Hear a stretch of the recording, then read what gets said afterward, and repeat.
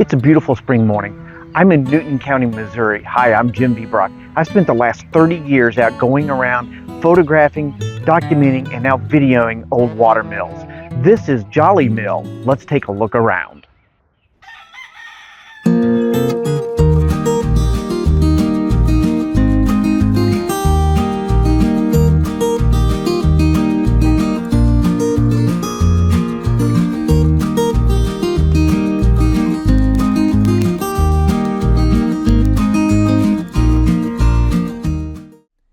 It's early morning here at Jolly Mill, and Bob Haskins, the senior millwright, along with his son, grandson, and with the help of a host of other valuable volunteers, are preparing the mill to grind some corn later in this video. Mr. Haskins is just one of a long list of the Haskin family members that have been running this mill almost consistently since the family bought the mill in 1912. Built in 1848, mills like this require a lot of regular maintenance and adjustments. While the crew makes sure every bearing and gear is ready to go, let's talk about some of the other features of Jolly Mill Park. Jolly Mill was built in 1848. It was purchased by the Haskins family in about 1910, and it operated through the Haskins family all the way up until 1973. During its time, they ground corn here, they ground flour here, and at one point was even being used as a distillery. This has a long, rich history for the Haskins family, and it's a great mill to come look at. This park here is beautiful. The Jolly Mill Park has other things to do besides just the mill.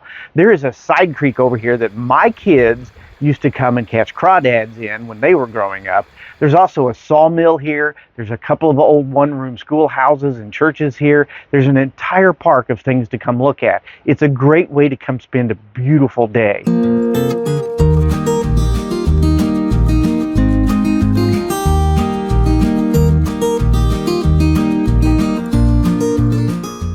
Let's talk about the mill dam for a moment. Not only are they beautiful and oftentimes the focal point of the outside of the mill, but the dam also serves a very important role in the overall operation. The dam is the battery, so to speak, for the mill. The purpose of the dam is to create the mill pond, which backs up enough water in a reservoir to operate the mill for extended periods of time and during low water events. This is Capps Creek, and it's a beautiful place to explore. We have to get the water from the mill pond into the mill. That's accomplished through a thing called either a race, a chase, or a sluice. In this application, this is a race. This is the catch basin for the water, and it goes in under the mill directly. Right inside the mill there is going to be a turbine down at the bottom of this catch basin here, this shaft of water. Turbines work off of static water pressure. The more water you can have above them, the heavier the water is, and the more force it's going to have going down through the turbine. This is a very efficient way of operating this mill. And when they open that turbine, this mill comes to life very smoothly. This is what I think is one of the best examples of how a turbine ought to be used.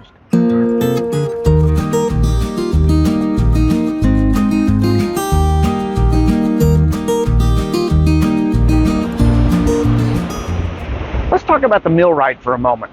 The millwright is the person who owned or operated the mill. Most certainly is the person who took care of the equipment inside. Let's talk about how that individual made a living. He would share his services with the farmer. Now, the farmer would bring the product to town, and it would be either corn or wheat. The farmer might pay the millwright directly to grind it into feed for the livestock or for their own use. But most of the time, the millwright exchanged part of the crop for the services rendered. And this was a great situation for both the farmer and the millwright. The farmer didn't have to pay cash to get the product milled. He just had to provide some of it or share some of it with the millwright. And this was great for the millwright because he then had product that he could sell to the town folks throughout the year, be it cornmeal or grits or just feed for livestock. So this was a great situation for both the farmer and the millwright. Now, the process is really pretty simple. They would bring in a dry ear of corn, let's say, for an example, and it's still on the cob. So you've got to get the kernel off of the cob, and there's a machine called a corn sheller. It's a pretty basic machine. They put the ear of corn in the top. It very efficiently pulls the dry corn kernel off of the cob, and then it's ready to be cleaned. They take the kernels and run them through a shaker with a fan, and that cleans all of the debris and all of the chaff off of the corn kernels, which is now ready to be milled. Now there's three basic mills that you could use. You could use a stone mill like this mill has, and those come in two forms, either a horizontal stone mill or a vertical stone mill. You could have also used a roller mill. Roller mills came about after the turn of the 1900s, and they used two steel drums rolling against each other to pulverize the corn down to whatever size you want. And then they have a thing called a Burr mill, which uses steel plates to grind the corn. Any of those were very efficient in what they were doing. They just came about in different points of time in history. Once the product was done, it was bagged, and then it either went home with the farmer or it stayed in the mill to be sold to the local town folk. Now, it was a big deal for the farmer to come to town. Not only was the corn getting grind, but they would get their haircuts, they would go to the local mercantiles, and they would restock their provisions. They didn't come to town every day like you and I do. It was a big event for the farmer to come to town, and the entire family most likely came with them.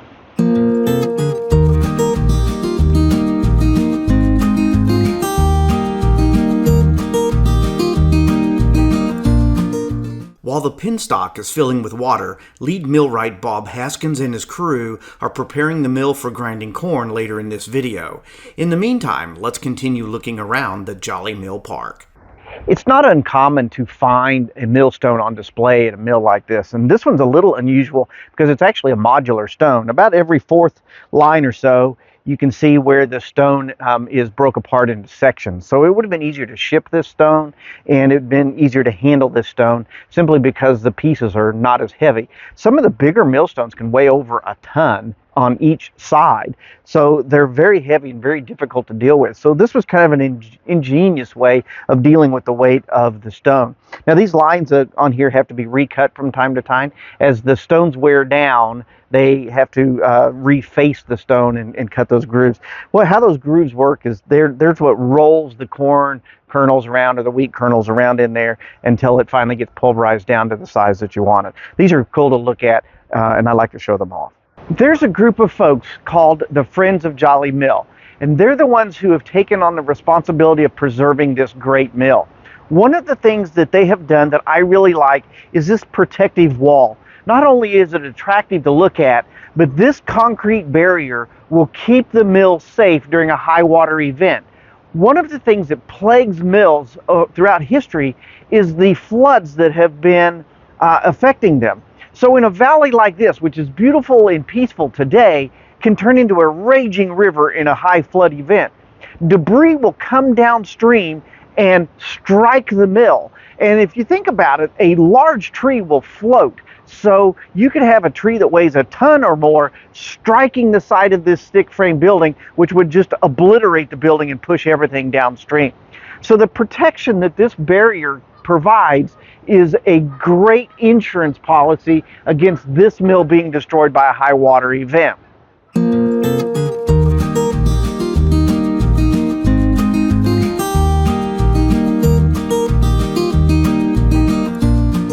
One of the things that I love about shooting these videos is that I get to hang out in some absolutely beautiful locations for a day.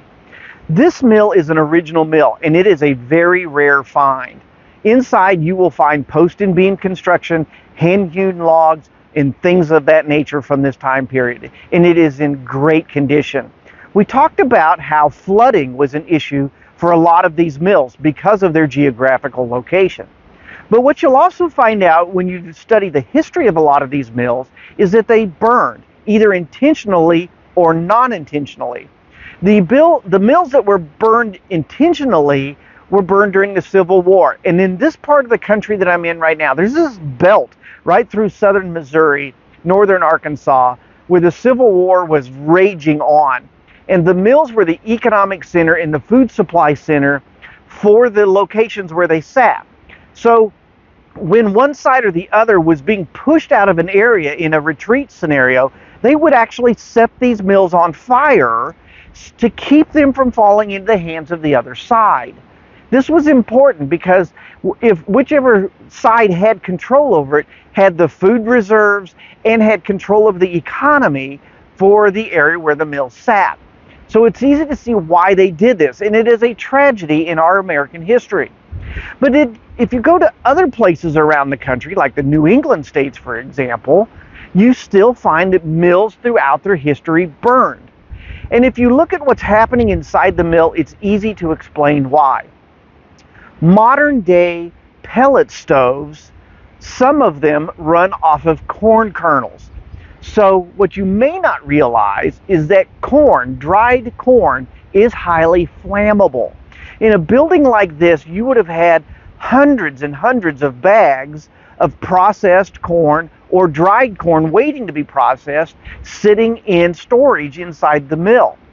Also, as the product is being ground, as the corn is being processed, you have dust filling the air of these mills. That dust is explosive. So you can imagine a mill like Jolly Mill that has cast iron gears in it working against each other. Metal on metal creates sparks. So it's not uncommon for a mill like this to just simply have a flash fire, and then with all of the dry corn sitting here in storage, goes up like a match. It is a tragedy, but it is part of the history of many of these mills. A small group of people have gathered inside, so let's join senior millwright Bob Haskins as he explains his favorite parts of the mill.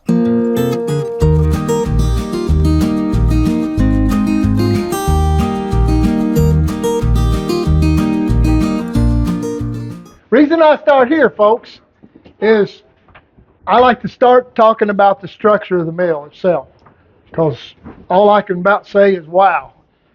Does anybody notice anything about these beams, these vertical beams? These beams are hand-hewn octagonal. The structure itself is just amazing, amazing how much time and effort put into all these. These are all hand-hewn. For you kids, what that is they used an adze, not axe, adze. They had broad adze. They went this way, or they stood over them like this. And that's why all them are all adze marks. Kind of amazing, isn't it? The work that went into this. There's 200, I counted one day, there's 200 beams just in this bottom floor. These are all mortise and tenon joints with wooden pegs, all handmade.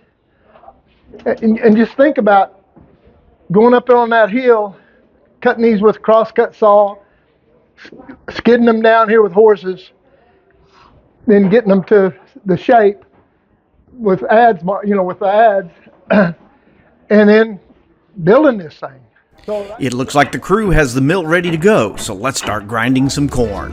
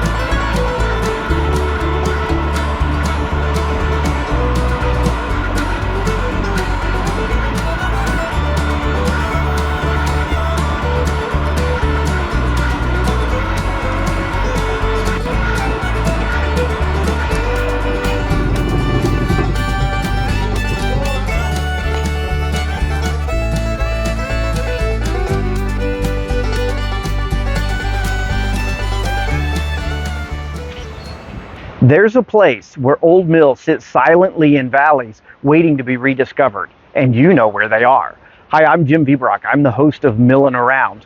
I want to know where those mills are, and you can help me by sending an email to the address on your screen that has the mill name, the contact person who either owns or supervises the mill, a couple of photographs that you've taken, and maybe a little history about the mill so that we can be in contact with them about maybe adding them to our collection of mill videos. In the meantime, enjoy the videos that we already have, and let's go find another mill to explore. I hope you've enjoyed our tour of Jolly Mill. I'm Jim Viebrock. Let's go find another mill to explore.